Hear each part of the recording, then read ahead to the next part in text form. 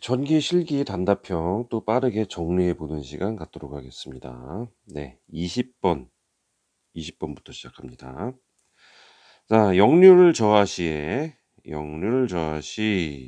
수용가에서 손해 세 가지였죠. 역률 저하시, 수용가 손해 세 가지였습니다. 1번은 전력 손실이 있었고요. 두 번째는 전기 요금이 올라가고요. 세 번째는 전압 강화가 일어납니다. 자세한 거는 20번 보시면 바로 아십니다. 영상 돌려보시면 되세요. 자세한 내용 그쪽에 다 설명해 놨습니다. 다음 넘어갑니다. 네, 21번은 역률 개선 원리 그리고 전력형 콘덴서 설치 목적이었습니다. 역률 개선 원리는요. 우리 전력형 콘덴서 빨리 쓸게요. 전력형 콘덴서에서 진상 무효 성분 전류를 흘려가지고 그 지상 무효 전력을 감소시키는 지상 무효 전류를 죄송합니다. 감소시키는 그런 원리입니다. 이거 그림으로 하면 참 쉬운 건데 그죠? 네. 지상으로 간 거, 우리 지상으로 간 거, 진상을 갖고 올려가지고 이거를 줄여주는 각도를 줄여주는 그 역할을 했었죠. 그래서 콘덴서가 진상, 우리 용량 리액턴스 그래서 진상이고 무효 전류가 지상이라는 거. 그래서 무효 전류를 감소시키는 역할을 하는 거. 그게 역률 개선 원리였어요. 그림으로 보면 참 쉬운 건데, 그죠? 네. 그래서 전력형 콘덴서 설치 목적이 뭐냐? 그러면 제일 먼저 나와야 되는 게 역률 감소죠. 네. 역률 개선이죠, 개선. 네. 자, 설치 목적. 네 가지 쓰라고 하면은 보통 이런 거 씁니다. 일단 전력 손실, 경감. 이게 지금 아까 나왔던 수용과 손해 세 가지 이거였죠? 전압 강화 감소. 전압 강화 감소. 자, 전압 강화 전력 손실 줄어드니까 전기 요금도 감소하겠죠. 하나 더 있다고 그랬죠? 수용과 손해는 이렇게 세 가지가 되는데 왜 역률 개선하니까 이렇게 된다 이 뜻이에요. 거기다가 한 가지 더 하면 설비 용량의 여유가 증가한다. 설비 용량에서 이만큼 덜 쓰게 되니까 이만큼 여유가 증가한다는 내용이었죠. 네, 그게 전력형 콘덴서 설치 목적이었습니다. 22번은 없었죠, 우리. 제가 잘못 누르는 바람에 23번으로 바로 넘어갔었습니다. 23번은요. 전력형 콘덴서 과다 삽입 시 발생되는 결점을 쓰라고 했었습니다. 네, 첫 번째가 전력 손실이 증가한다는 것. 그리고 두 번째는 설비 용량의 여유가 다시 감소한다는 거. 그러니까 이게 이렇게 돼 있던 걸 이렇게 끌어올렸다가 다시 올라간 거죠, 여기까지. 그래서 과다 삽입이 된 거죠. 그러니까 이렇게 되면 안 되는 거였죠. 그러니까 다시 원래 역률을 개선되기 전에 그게 다시 발생되는 거죠. 그렇게 생각하시면 됩니다. 세 번째는요. 고조파가 발생돼서 왜곡이 증가합니다. 콘덴서가 너무 많이 들어갔으니까 콘덴서가 가져오는 게 고조파라고 했었죠. 4번은요. 보호 계전기. 전력형 콘덴서를 보호하는 보호 계전기가 오동작을 하게 됩니다. 미세하게 계속 왜곡이 되니까 그렇게 되겠죠. 다섯 번째는요. 모선 전압이 증가하게 되겠죠. 왜냐하면 부하가 더 필요하게 되니까. 그래서 이러한 결점이 다시 발생됩니다. 그래서 콘덴서 용량은 무효분을 넘지 않아야 된다라고 그랬고요. 무효분보다 작아야 된다라고 그랬고, 넘지 말아야 된다고 그랬고, 콘덴서가 오고조파를 발생시키기 때문에 이걸로 직렬 리액터를 넣어야 된다고 했고, 그죠? 그리고 직렬 리액터 용량 어느 정도 하느냐? 25분의 1, 0.04. 그래서 4%일 것 같지만 약간 넘겨서 5에서 6%로 한다. 이런 얘기까지 했었습니다. 네, 24번째 봅니다. 네, 콘덴서의 사고 원인 그리고 콘덴서로 인해서 발생되는 문제점 이렇게 24번째 알아봤었는데요. 콘덴서 사고 원인부터 알아보면요. 모선의 단락, 지락 이런 것이 콘덴서 사고 원인이 될 수 있고요. 콘덴서 내부에서 소체가 파괴하는 경우, 그러니까 그 과전압에 걸려가지고 얘가 뻥 터지거나 아니면 콘덴서 사이에서 절연이 파괴돼 가지고 그냥 붙어버리는 경우, 그래서 소체 파괴, 절연 파괴가 있었고요. 이로 인해서 배선에서 단락이 생기는 거, 쇼트 생기는 경우가 생길 수 있다는 거. 이게 콘덴서 사고 원인이 됩니다. 그래서 우리 이렇게 외웠었죠. 배모씨 단지에 와서, 배모씨가 살고 있는 단지에 와서 가수죠. 그래서 한 소절 불러봐라. 그래서 이렇게 외워서 쓰긴 했습니다. 배선 때 단락지락, 모선 단락지락, 그리고 수체 파괴, 절연 파괴 요렇게 들어갔었죠. 단락지락이에요. 네. 네, 그리고 발생되는 문제점으로는 직렬 리액터를 사용할 수밖에 없는, 다시 말해서 고주파, 제5고주파가 발생이 됐었죠. 예. 콘덴서 자체에서 그냥 이게 발생이 되기 때문에 이걸 막기 위해서 직렬 리액터를 썼었고요. 그리고 콘덴서다 보니까 전류가 축적이 되죠. 그래서 이게 꺼지면 전원이 돼 버리니까, 그래서 여기에 충전 전류가 발생되니까, 그래서 여기에 방전 코일이 필요했었죠. 요렇게 해 가지고 두 가지 문제점이 발생된다는 거. 그래서 어쩔 수 없이 콘덴서는 역률 개선을 위해서 쓰지만 그거 하다 보니까 오고주파 발생되고 충전 전류 발생돼서 직렬 리액터와 방전 코일을 추가적으로 달 수밖에 없었다는 점이 문제점이었습니다. 25번째 갑니다. 콘덴서의 용량, 접속하는 방법, 그리고 시설하는 원칙, 이런 거 보는 게 25번째였어요. 자, 콘덴서 용량. 콘덴서 용량은 무효분보다 작아야 되죠. 무효분보다 더 커버리면 다시 역률이 안 좋아지죠. 그래서 무효분보다 작아야 됩니다. 두 번째, 콘덴서 접속 방법. 콘덴서 접속 방법은 뭐였죠? 본선에 병렬로 연결하나요? 직렬로 연결하나요? 병렬 연결이었습니다. C는 C분의 1로 되기 때문에 병렬로 들어가야 직렬과 같은 효과를 발생하죠. 그래서 병렬로 접속합니다.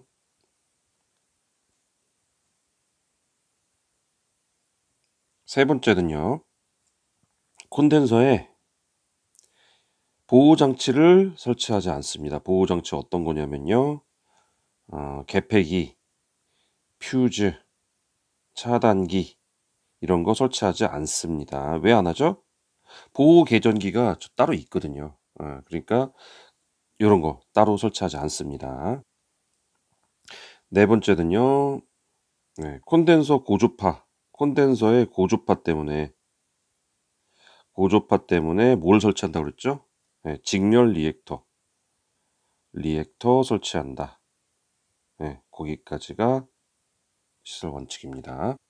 자, 그래서 아까 콘덴서의 보호 개폐기랑 퓨즈, 차단기 이런 거 설치하지 않는 대신에 뭘 들어간다고 그랬죠?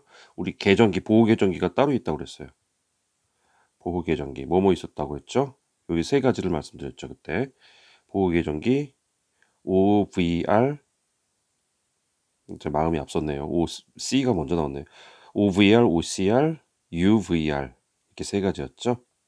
뭐뭐 뭔지는 다 이제 아시리라고 생각해요. 이렇게 세 가지가 보호 계전기로 콘덴서를 보호하는 계전기였습니다. 26번입니다.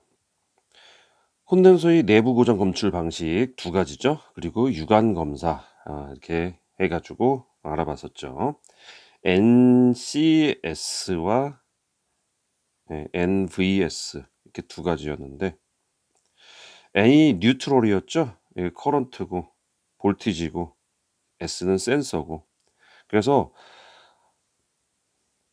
콘덴서 내부 고장이 됐을 때 중성점에 흐르는 전류로 센싱하는 법, 전류 검출이죠. 중성점의 전류 검출이에요. 그리고 중성점에서 전압 검출이 아니라 불평형 전압 검출이죠. 예. 앞에 다 중성점 붙는 겁니다. 중성점에서 불평형 전압, 평형 전압. 마음이 급해가지고 계속 이걸 검출을 하는 거죠. 자, 그리고 유관 검사는 어떻게 한다고 그랬죠? 예. 오래 걸린다고 했어요? 아니죠. 단기에 한다고 그랬죠? 예, 단기에 한다고 그랬어요. 단기에 한다고 그랬어요. 그래서 단자부 이완이나 과열이죠. 이완 또는 과열. 금방 보이니까 이완되거나 과열되면 녹은 거 보이고 하니까 기름 누설되는 거, 눈으로 볼 수 있는 거 이런 거란 거예요. 애자가 파손된 거. 예, 그래서 유관 검사는 뭐 오래 볼 수 있는 거 없고 금방 보는 거 단기에 본다고 했습니다. 단기에. 예. 네, 27번 봅니다. 27번이요. 자, 역률 개선용. 자, 역률 개선용은 무슨 콘덴서죠? 역률 개선용 콘덴서. 예, 전력용 콘덴서죠? 요거 개폐를 제어를 한다고 그랬죠. 너무 커지면 안 되니까. 무효분 이상으로 커지면 안 되니까. 그거를 제어를 해서 붙였다 뗐다를 개폐를 한단 말이에요. 그 개폐하는 제어를 어떻게 하느냐 그 방식을 설명해라 네 가지가 있었는데. 자, 첫 번째입니다. 네, 역률계를 설치해서 역률을 보고 제어를 할 수 있는 방법이 있죠. 두 번째는요. 무효전력을 제어하는 거예요. 우리 무효전력계가 있죠. 예, 그 전력을 갖고 체크를 한 다음에 거기보다 0으로 떨어지지 않도록 무효전력이 0 되면 이제 코사인 역률이 1이 돼버리는 거니까 그러지 않도록 제어를 하는 방법이 있고요. 세 번째는요. 자, 무효분을 했으니까 이제 유효분이 나와야 되는데 유효분 따로 하는 게 아니라 전압계, 전류계. 그래서 전류 제어, 전압 제어를 통해서 개폐를 제어를 하죠. 이 두 개를 갖고 개선을 해가지고 제어를 하게 됩니다. 개폐 제어를 하게 되는 거예요. 28번째입니다. 네, 전동기에 콘덴서를 설치할 경우 이때 자기여자가 발생할 수 있는데 그 이유가 뭐며 현상이 뭐며 해결 방안이 뭐였나 라는 내용이었죠. 첫 번째 이유요. 이유는 콘덴서 전류가 전동기 무부하 전류보다 클 때 콘덴서 전류가 무부하 전류, 전동기의 무부하 전류예요. 전동기 무부하 전류. 무부하 전류보다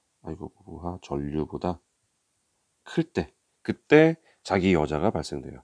더 큰 전류가 들어오게 되니까. 네, 현상은 어떻게 되냐면요.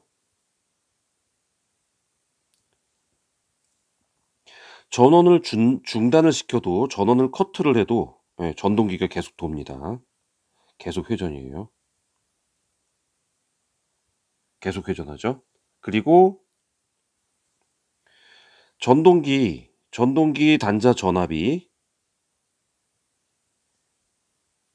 전격 전압보다 더 커져 버려요. 왜냐면 콘덴서에 있던 전류가 같이 나와 버리니까. 그래서 세 번째 이거 해결 어떻게 하나요? 우리 앞에서 배웠잖아요. 개폐기. 콘덴서를 개폐해 버리면 돼요. 그래서 항상 그 콘덴서를 연결하는 게 아니라 콘덴서 개폐를 해버림으로써 이게 해결이 가능합니다. 네, 29번째요. 정지형 무효 전력 보상 장치. SVC. 이게 SVC에 대해서 설명하고 그리고 리액터 종류에 대해서 그거는 잠깐 뒤로 미루고요.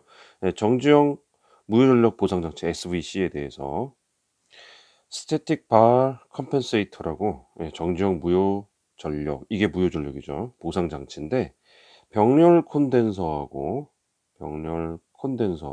그리고 블로 리액터였죠. 블로 리액터 이렇게 두 개를 같이 사용해서 만듭니다. 네, 병렬 콘덴서하고 블로 리액터를 접속을 제어해 가지고 무효 전력을 보상해 주는 장치, 이름에 사실 다 써 있죠. 그래서 요렇게 써 주면 그 설명이 되는 거고요. 자, 그러면서 리액터 종류 쭉 알아봤었죠. 리액터.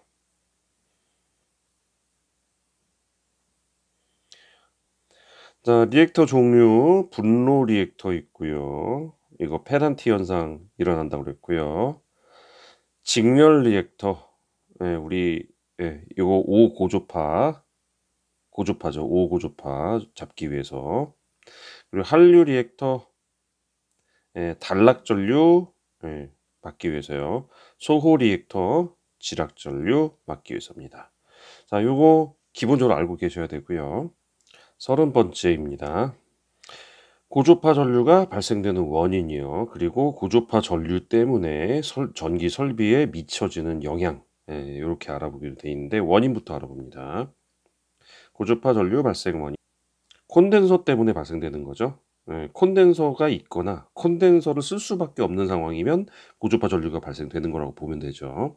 자, 변압기의 역률 개선 때문에 들어갈 수밖에 없죠. 콘덴서.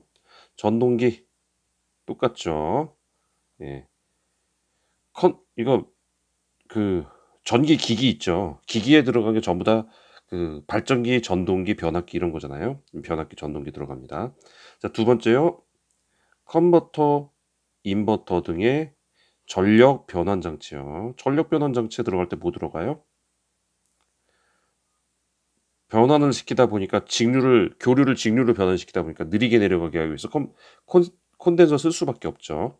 계속 얘기했던 거죠. 3번은 전기로하고 아크로. 화로죠, 이거. 전기로 아크로. 이런 거에 보면 뭐 들어가냐면 코일, 유도 리액턴스가 들어가니까 그거를 막기 위해서 어쨌든 또 콘덴서가 들어가게 되고, 그러다 보니까 고주파가 발생될 수밖에 없는 거죠. 자, 그럼 이런 고주파가 전기 설비에 미치는 영향이 뭐냐? 전력기기 영향입니다. 전력기기가 기기 소손이 발생될 수 있다는 거. 소손. 그리고 보호 계전기 오동작이 일어날 수 있다고 했죠. 그리고 통신선 유도장애 일어날 수 있다고 했고요. 유도장애. 그리고 이거 4번이네요. 삼상 4선식 회로 중성선이 아유, 왜 이럴까요? 중성선이 과열될 수 있다는 거. 요 정도가 고주파가 전기 설비에 미치는 영향이었습니다. 그렇게 해서 5개의 재산을 소유중이라고 외우라고 했죠. 오소유중. 뭐 좋은 방법 있으면 그냥 외우셔도 됩니다. 오소유중. 31번째요. 고주파 억제 대책이었어요. 억제. 억제 어떻게 하는지 5가지 쓰라고 했었죠. 1번 펄스 수를 올린다고 그랬죠. 고조파 필터 쓴다고 그랬고요. 고조파 필터입니다. 세 번째는 직렬 리액터였죠. 리액터. 그리고 이거 어디에 쓰는 거죠? 전력용 콘덴서에 쓰는 거죠? 전력용 콘덴서. 귀찮아서 안 쓰겠습니다. 빨리빨리 해야 돼가지고. 자, 그리고 복도체, 다도체. 이게 다도체고요. 그리고 변압기를 델타 결선으로 하는 경우. 델타 결선. 그래서 외울 때 복직하려면 델 컴퓨터로 펄피를 해야 된다고 그랬어요. 조금 별로긴 하지만 어쨌든 이렇게 외운다고 했습니다. 32번째요. 마지막이죠. 고조파 THD 토털 하모닉스 디스토션이었어요. 외형률이었죠. 외형률. 요거 정의하고 계산식. 정의는 뭐뭐 분의 뭐 그러면 뭐뭐 대비 뭐의 비율 이렇게 말하죠, 보통. 예, 그래서 기본파 식료가 대비 이게 그러니까 기본파죠. 그리고 고조파 식료값의 고조 고조파 식료값의 합. 네, 합은 벡터합이죠. 그래서 어떻게 돼요, 계산식이? V1 분의 예, 예를 들어서 이게 여러 가지 수치지만 2, 3, 4 다 들어간다고 쳤을 때 V2의 제곱, V3의 제곱, V4의 제곱, V4의 제곱, 점점점 VN의 제곱 이거 전부 루트로 제곱근 씌워주면 이게 외형률의 계산식이었죠.